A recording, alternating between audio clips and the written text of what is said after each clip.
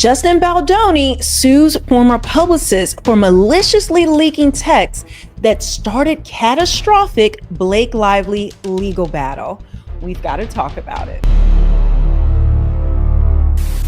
Now, this came out yesterday. I didn't get an opportunity to cover it, but I want to dig into the weeds with this today and cover it on my channel. Justin Baldoni is countersuing his former publicist, Stephanie Jones, and her company, Joneswork, over claims that she maliciously leaked private information about the It Ends With Us director amid his feud with his former co-star, Blake Lively. Well, she would describe herself probably, well, and we know she describes herself as the producer.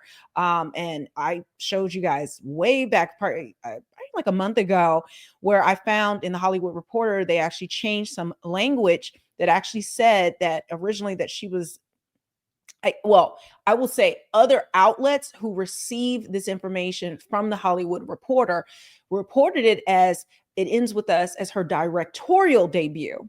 But then when you go back and look at the article now and see what it's saying, it says her producerial debut, which it was not. She strong-armed her way into getting that PGA credit. We won't go into all the details, but you guys, if you've been following the case, you understand what was happening.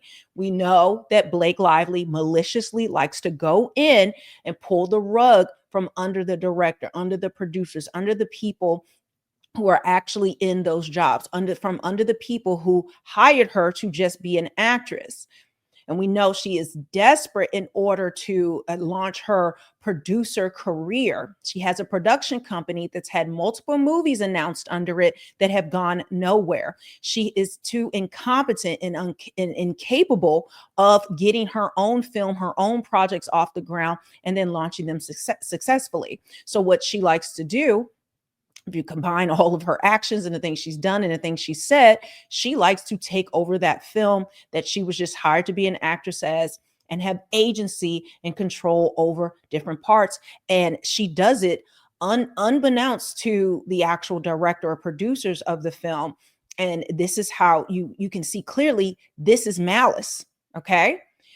And actually breach of contract. Like there are layers of this that we can go into that how she has violated the laws that are part of these contract law. There's even, and I want to get into a deep dive of the criminal implications of this case, which we have not been able to dive deep into. I want to get a lawyer on here a criminal lawyer to actually, go through that. But I have talked to some and they said, absolutely, not only could this be a state criminal offense, but also a federal one. And based on how the evidence has looked and how it was conspired and the different parties involved, there is cause for this to be a RICO case. Yes, guys, we're going to be digging through the weeds of this for, I think, much longer than when the trial is. I don't even know if the trial is going to meet that date of next year in March, because there's just so many layers to this. There's just so many things that they're trying to do to delay this case, filing these frivolous motions to dismiss. We've broken down why those won't go anywhere. And they're just trying to mire Justin Baldoni in motion after motion after motion, trying to push things out, even though these things are getting slapped down by the judge for the most part. Even the ones that they claim are a victory for her, it's actually not a victory for her. It's just a way to get PR points, in my opinion, and most people's opinion, especially even legal people. They don't understand some of these things that are put out there, and the only way to interpret them is so that she can finally get some good press. And guys might say, well, how could that be good press? Well, you're following this case. Yeah, you're invested in justice. You're invested in an outcome in this. Most of you abhor, bullies. You abhor the bullying tactics that have taken place that Blake Lively and Ryan Reynolds have done. And so we really want to see justice. But if you think of the average person, maybe even people in your life, they're not invested. Okay. If they get any information about this case, it's just going to be headlines from main publications, from mainstream news. And what do we see these publications doing other than, trying to smear content creators, where they're doing that. So that anybody who goes by and say, oh yeah, these content creators are far right and they're trying to pipeline into some type of political thing, which what? Who has energy? Who has time? Okay. So they're trying to spin that narrative. And then you see the other headlines, and none of it talks about the different, the actual case, the actual merits of the case, the evidence that's been presented, the text messages, all of the things that Justin Baldoni has presented. And outside of what Justin Baldoni has presented, content creators all over the place that have dug up receipt after receipt after receipt, interview. Like, it's just an onslaught. It's an avalanche of information, but they don't dig into that. They just kind of do a headline that's very favorable to Blake Lively. They try to both sides it, both are doing this and that and the other. And we know that's not true. But that's how they're trying to win a PR game with the average viewer, the average person who is not invested in this. So you've got to think this is the lens of how they're trying to run their PR game, their PR scheme.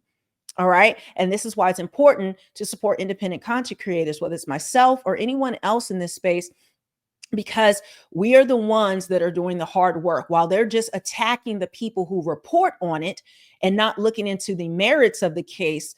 We are the ones that are looking into it. So I just had to say that, because it's just a lot of people don't understand why are they doing these games. That is the reason why. But let's continue. And I may have to make this smaller because that thing keeps popping up.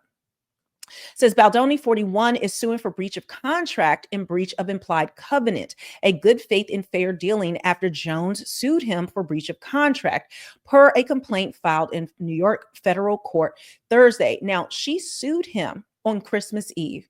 That's how trifling, disgusting, and absolutely abhorrent she is. On Christmas Eve, following Blake Lively filing at CRD on December 20th, which is right before Christmas, and then the New York Times with this ridiculous article and then video in which they say Megan Twohey, the godmother of Me Too, says that this is what really happened. She is stating that as a matter of fact. So that happens on the 21st. So we have CRD on the 20th.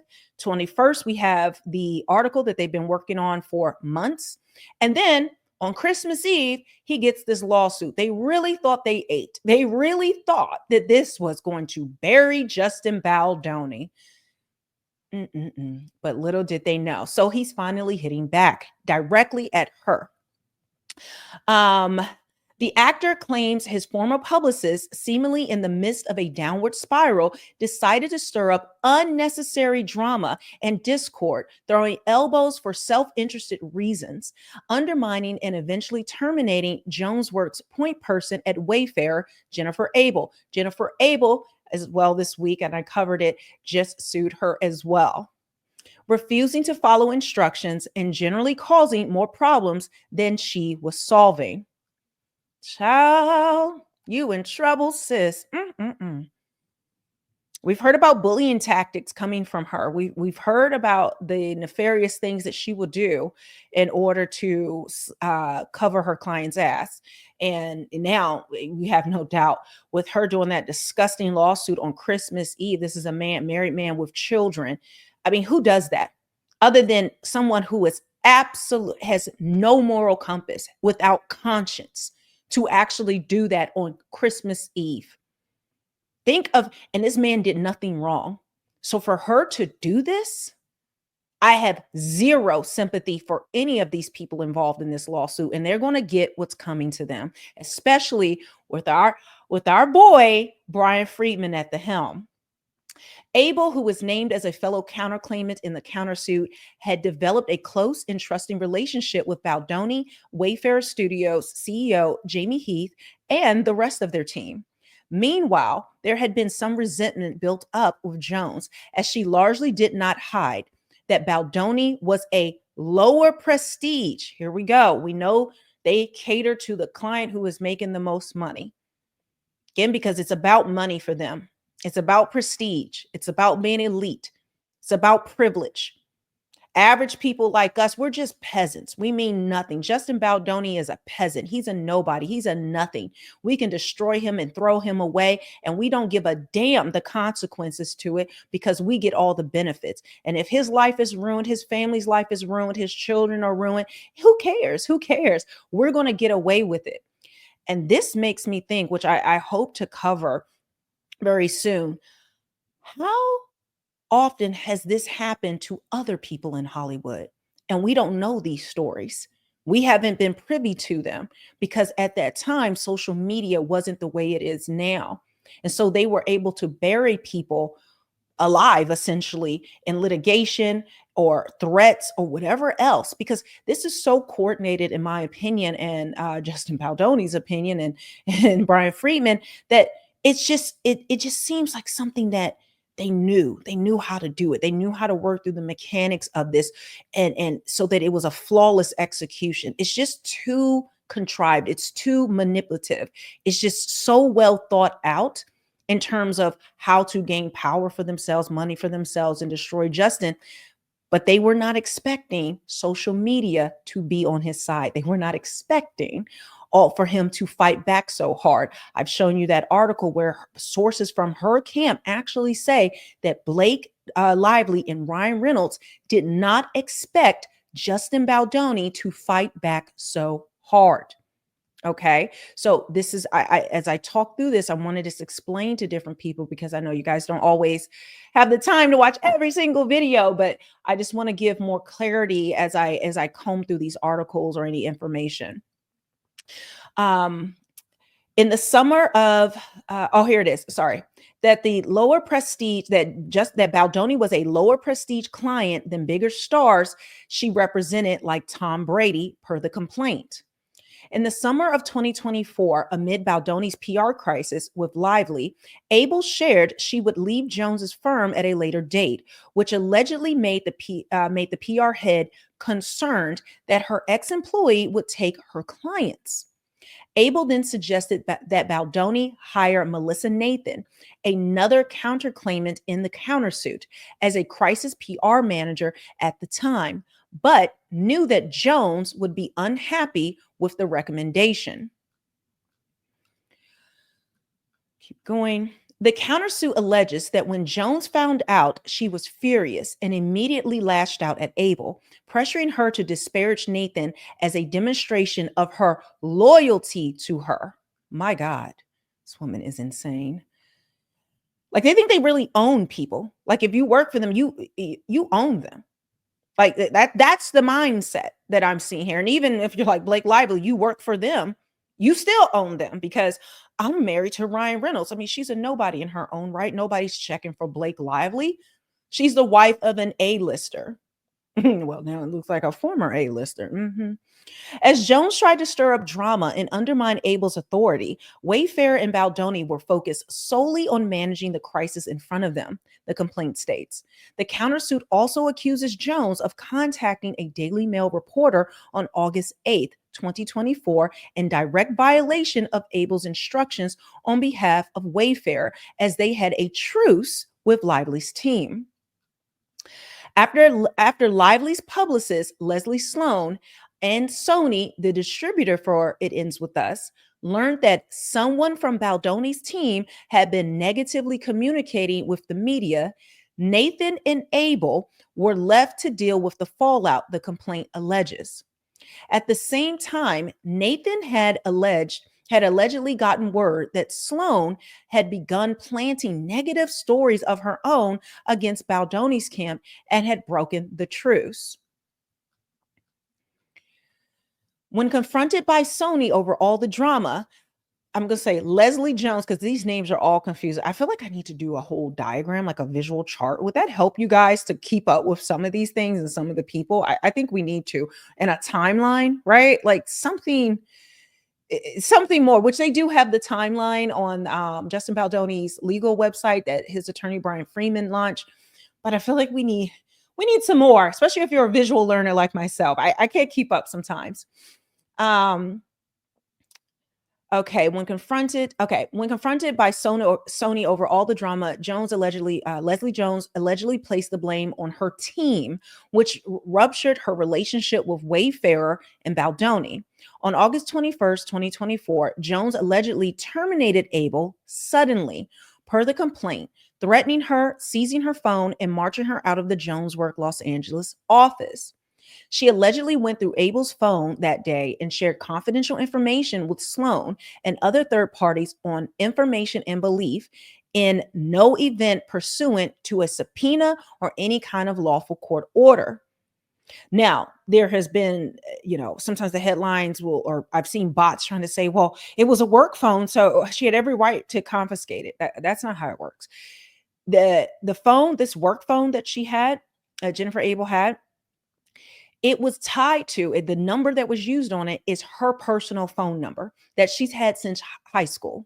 So she's had this number pretty much her whole adult life.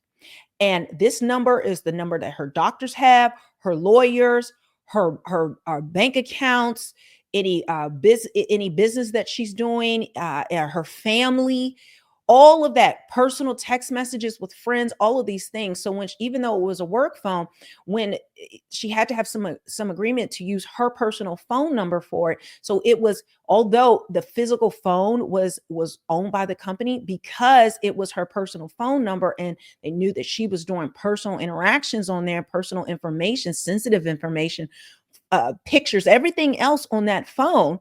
Even think about it, she probably had a ton of pictures. And now those are gone to her if she didn't have them in a cloud or whatever. People save their stuff in different ways. Her passwords to different things so that they can actually log in into her stuff. Like the list goes on how egregious this is. But in any case, they would needed a subpoena to actually get this phone from her. There's a process that has to be followed. You just can't just take it back or take it from her. So they are in a lot of trouble. Baldoni's lawyer, Brian Freeman, tells Page Six it is undeniable that Stephanie Jones initiated this catastrophic sequence of events by violating the most basic of privacy rights, as well as remaining trust her clients held. No stranger to stirring up crisis scenarios for departing clients, Ms. Jones maliciously turned over communications from the phone she wrongfully took from her own partner to her cohort, Leslie Sloan, immediately after Jones was terminated for cause by Wayfarer due to her own wrongful behavior. Okay, so she was partners. Jennifer Abel was partners with Leslie Sloan, but Leslie Sloan went behind her back and did all this with Stephanie Jones. Okay, so it all ties back a lot to Stephanie Jones. There's Jennifer Abel. The attorney who was also representing Baldoni in his defamation and extortion lawsuit against Lively further alleges that Jones had a well-documented history of highly questionable conduct in the workplace. He concludes, "We will not stop until our clients are cleared of all wrongdoing and compensated for the vast damages that they have incurred."